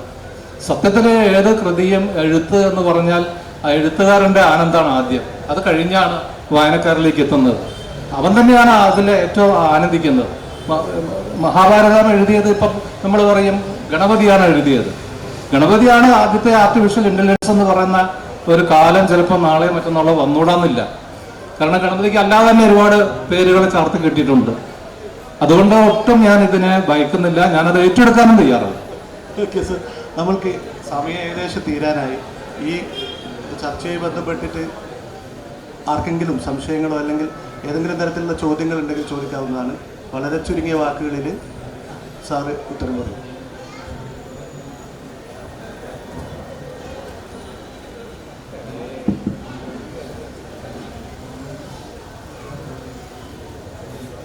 നമസ്കാരം. സാറ് ടി.ഡി പറഞ്ഞതുപോലെ കാലം ഒരു കാരണവശാലും നമ്മുടെ സർഗവൈഭവത്തെ തൊടില്ല എന്ന കുറച്ച് വിശ്വാസമുള്ളൊരു വായനക്കാരിയാണ് ഞാൻ. ഒരു പുസ്തകം, ഒരു കഥ ഒരു പുസ്തക രൂപത്തിലല്ലാതെ ഒരു ഓൺലൈൻ മീഡിയയിൽ പോലും വായിക്കാൻ താല്പര്യപ്പെടാത്ത ഒരു യാഥാസ്ഥിക വായനക്കാരിയാണ്. അപ്പോൾ എൻ്റെ ഒരു ചോദ്യം എന്ന് പറയുന്നത്, ഇപ്പോൾ നമ്മൾ ചർച്ച ചെയ്ത എല്ലാ വിഷയങ്ങളിലും നമ്മളൊരു കാര്യം സൂചിപ്പിച്ചു, സർഗവൈഭവത്തെ പറ്റി സൂചിപ്പിച്ചു. അത് എഴുത്തുകാരനിലുണ്ട്, വായിക്കുന്ന ഞങ്ങളിലുണ്ട്. 100 കോടി ജനങ്ങളുണ്ടെങ്കിൽ 100 കോടി കോമ്പിനേഷൻ പെർമിറ്റേഷൻസിൻ്റെ ഒരു സങ്കരമാണ് ഓരോ മനസ്സുകളും. അവർ വായിക്കുന്ന രീതി വ്യത്യസ്തമാണ്, എല്ലാം കറക്റ്റാണ്. എൻ്റെ ഒരു സംശയം എന്ന് പറയുന്നത്, ശരിക്കും ഈ AI ഉപയോഗിച്ചിട്ടുള്ള അല്ലെങ്കിൽ ഇത്തരത്തിലുള്ള ടൂൾസ് ഉപയോഗിച്ച് ഒരു പുസ്തകത്തെ, ഒരു കഥയെ വലിയ വൈറലാക്കി അല്ലെങ്കിൽ അത് അർഹിക്കാത്ത തരത്തിലുള്ള ഹൈപ്പ് കൊടുത്ത് നമ്മളുടെ ഈ ഒരു കലയിൽ ഒരു ചെറിയ സംഘർഷം സൃഷ്ടിക്കുന്നത് യഥാർത്ഥത്തിൽ മാർക്കറ്റിംഗ് ചെയ്യുന്നത് യഥാർത്ഥത്തിൽ പ്രസാധകരല്ലേ?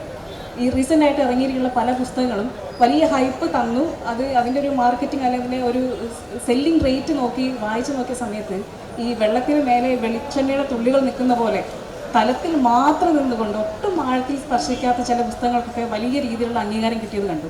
അപ്പോൾ ഈ ടൂൾസ് ഉപയോഗിച്ചുകൊണ്ട് അർഹിക്കാത്ത ചില സെൻസേഷൻസ് പുസ്തകങ്ങൾ കൊടുക്കുന്നത് ശരിക്കും പ്രസാധകരല്ലേ? ഇല്ല, പുസ്തകം പ്രസാധകരെ സംബന്ധിച്ചിടത്തോളം വിൽക്കാനുള്ളൊരു പ്രൊഡക്റ്റാണ്. മറ്റ് എന്തിനെ പോലെ കച്ചവട ഇതുമായിട്ട് ബന്ധപ്പെട്ട് വരുമ്പോൾ സ്വാഭാവികമായിട്ട് അവർ വിൽപ്പനയ്ക്ക് വേണ്ട എല്ലാ തന്ത്രങ്ങളും അതിൽ ഉപയോഗിക്കും. മറ്റേതൊരു പ്രൊഡക്റ്റും പോലെ വിൽക്കപ്പെടുന്ന ഒരു സാധനമായിട്ടത് മാറില്ല. അപ്പം അതുണ്ടാക്കുന്ന പ്രശ്നങ്ങളാണ് ഇപ്പം ചോദിച്ചത്. അപ്പോൾ AI സാധ്യത സെയിൽസിൽ വളരെ വ്യാപകമായിട്ട് ഉപയോഗിക്കപ്പെടുന്ന കാലമാണ്. പുസ്തകത്തിൽ മാത്രമല്ല സംഭവിക്കുക, എല്ലാ കാര്യത്തിനും സംഭവിക്കുക. പുസ്തകത്തിനും അതിൽ നിന്ന് ഒഴിഞ്ഞു നിൽക്കാൻ സാധിക്കില്ല. ഏതൊരു കലാപ്രവർത്തനവും ഇന്നത്തെ ഒരു കാലത്ത് അത് സ്വാഭാവികമായ ഒരു കച്ചവടത്തിൻ്റെയും കൂടി ഒരു അംശം അതിൽ പേറുന്നുണ്ട്. അതൊന്ന് മാറി നിൽക്കുക എന്ന് പറയുന്നുണ്ടാകും. ചില സമയത്ത് നേരത്തെ ഈ ചോദ്യത്തിൽ സൂചിപ്പിച്ച പോലെ യഥാർത്ഥത്തിൽ അതിൻ്റെ ഒരു വാല്യൂ എന്ന് പറയുന്നതൊക്കെ വളരെ ആപേക്ഷികമാണ്. എന്താണെന്ന് വെച്ചാൽ നമ്മൾക്ക് അല്ലെങ്കിൽ നിങ്ങൾക്ക് ഒരാൾക്ക് നല്ലത് തോന്നുന്നതായിരിക്കില്ല മറ്റൊരാൾക്ക്. അപ്പോൾ കൂടുതൽ ആളുകൾ അത് വാങ്ങുന്നതും വായിക്കുന്നതും ഈ ഒരു കാരണം കൊണ്ട് മാത്രമാവുന്നില്ല.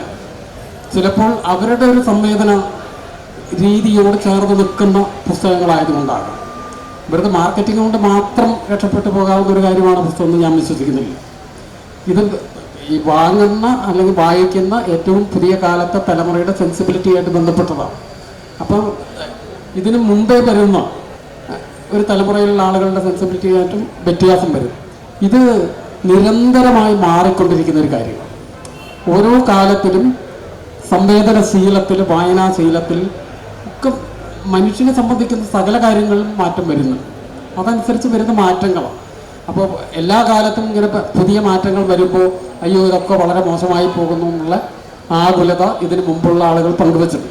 മഹാകാവ്യത്തിൻ്റെ ഖണ്ഡകാവ്യം വരുമ്പോൾ സഹിക്കാൻ വയ്യാതെയായവരും അതിൽ നിന്ന് തിരിച്ച് മാറുമ്പോഴേക്കും ഇതൊക്കെ ഒരേ ഘട്ടത്തിൽ നമ്മളൊക്കെ പല രീതിയിൽ ഉപയോഗിച്ചിട്ടുണ്ട്, അനുഭവിച്ചിട്ടുണ്ട്. ഇട്ടിക്കോരെയൊക്കെ വന്ന് 2009 വന്ന സമയത്ത് ഇത് മലയാള സാഹിത്യത്തിന് വലിയൊരു അപകടമാണെന്ന് ഞാനൊക്കെ ഏറെ ബഹുമാനിച്ച് ആരാധിക്കുന്ന എഴുത്തുകാർ വേദിയിൽ നിന്ന് സംസാരിച്ചിട്ടുണ്ട്. നമുക്കത് കേട്ടിട്ട് പ്രത്യേകിച്ച് വിഷമൊന്നും തോന്നിയിട്ടില്ല. നോവൽ അതിൻ്റെ വഴിക്ക് പോവും, അവരുടെ ആൻസൈറ്റി അവർ പങ്കുവെക്കുന്നത് നാച്ചുറലാണത്.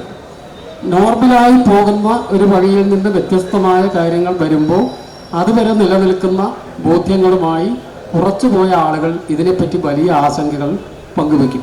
ഈ ആശങ്ക പങ്കുവെച്ച് നിൽക്കുന്നവരവിടെ നിൽക്കും, ലോകം മുമ്പോട്ട് പോകും. അതാണ് സംഭവം. ഒരാൾക്കൂടെ സമയം ഉണ്ടായിരുന്നു. ആരെങ്കിലും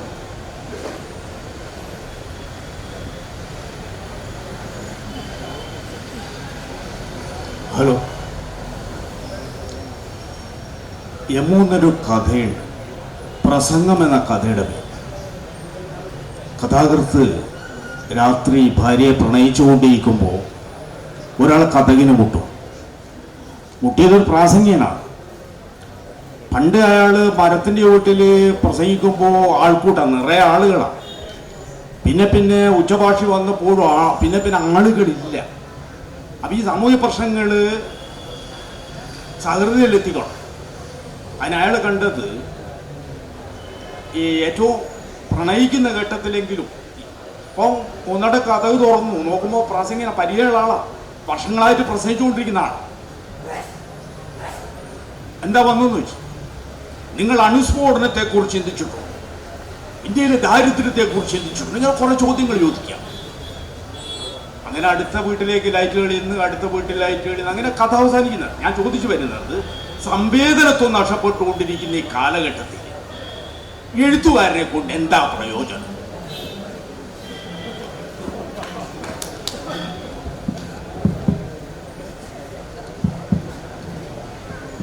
പ്രമോദല്ലേ ചോദിച്ച്?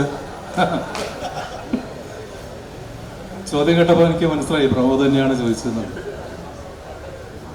എഴുത്തുകാരനെ കൊണ്ട് മാത്രമല്ല, ലോകത്തിൽ ഒരാളെ കൊണ്ട് ഒരു പ്രയോജനവും സത്യത്തിലില്ല. ഇത് നമ്മൾ സങ്കല്പിച്ചുണ്ടാക്കുന്നൊരു സാധനമാണ്. കഴിഞ്ഞ 2 ആഴ്ച മുമ്പ് ഞാനൊരു കവിത എഴുതിയപ്പോൾ എൻ്റെ അടുത്ത സുഹൃത്താണ്. അപ്പോൾ അന്ന് ആ കവിത ഏറ്റവും കൂടുതൽ പേര് വായിച്ച് കമൻ്റ് ഇട്ട കവിതയാണ്. അപ്പം അതിലൊരു കമൻ്റ് എഴുതി, മാഷ് ഈ ഇല്ലായ്മകളെ കുറിച്ച് ചില കയ്പനുഭവങ്ങൾ എന്നാണ് കവിതയുടെ പേര്.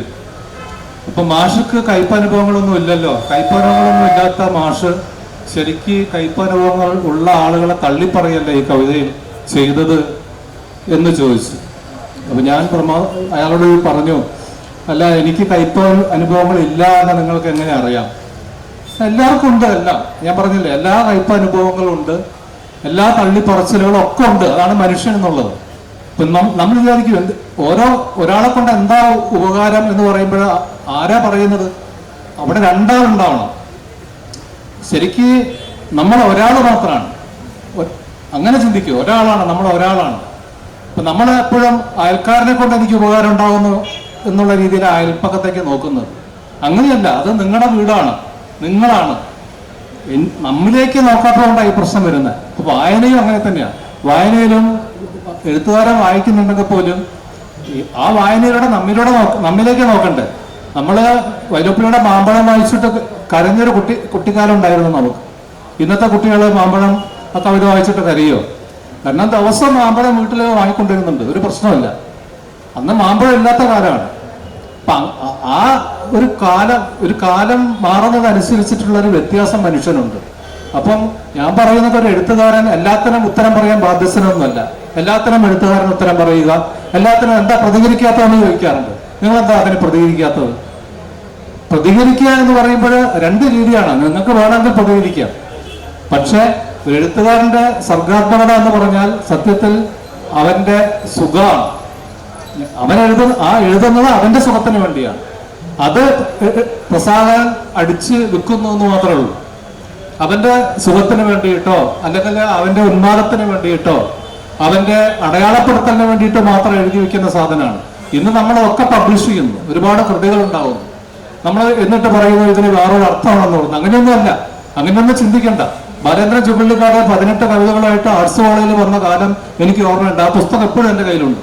അതൊരു ബുക്കല്ല, ഒരു A4 ഷീറ്റിനെക്കാട്ടും വലിപ്പമുള്ള ഒരു ഷീറ്റിൽ അടിച്ചിട്ട് മുകളിൽ 18 കവിതകളിൽ നിന്ന് കൈകൊണ്ട് എഴുതിയൊരു സാധനമാണ് അതിന്റെ ആദ്യത്തെ കോപ്പി. ആ കോപ്പി വാങ്ങിയവരാണ് ഞങ്ങളൊക്കെ. അന്ന് ഇത് പുസ്തകം എന്നുള്ള നിലയ്ക്കല്ല നമ്മൾ വാങ്ങുന്നത്. TVSന്റെ ബാലകൃഷ്ണമാരാര് ഒരു ചെറിയ കാറിലായിരുന്നു അന്ന് ടെക്സ്റ്റ് ബുക്കുകൾ കൊണ്ടുവന്നത്. കോളേജിലെ പഠിക്കൽ നിർത്തുകയായിരുന്നു. അതായിരുന്നു അന്ന് കുട്ടികളുടെ വായനാ ലോകം. ഇന്നതല്ലല്ലോ. ഏറ്റവും വലിയ ലൈബ്രറി നമുക്കറിയാം ഫറൂഖ് കോളേജിൽ വന്നിരിക്കുന്നു. കോടികളെ കൊണ്ടുള്ളൊരു ലൈബ്രറി ഉണ്ടായിരിക്കുന്നു.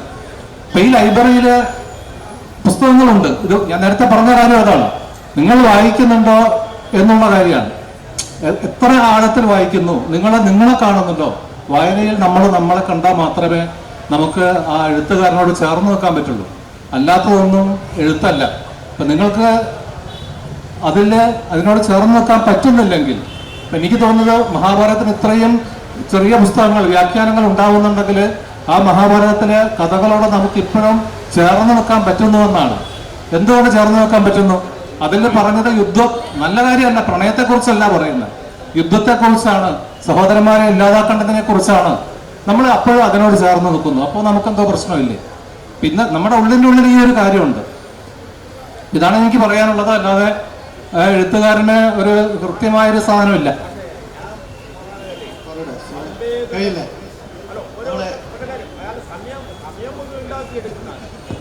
പിന്നെ സംവേദനത്വം നഷ്ടപ്പെട്ട ഒരു കാലത്ത്, ചുറ്റിയോട് തലക്കെട്ടിയാൽ ഉണരാത്ത ഒരു കാലത്ത് വാക്കുകൊണ്ട് എന്ത് പ്രയോജനം?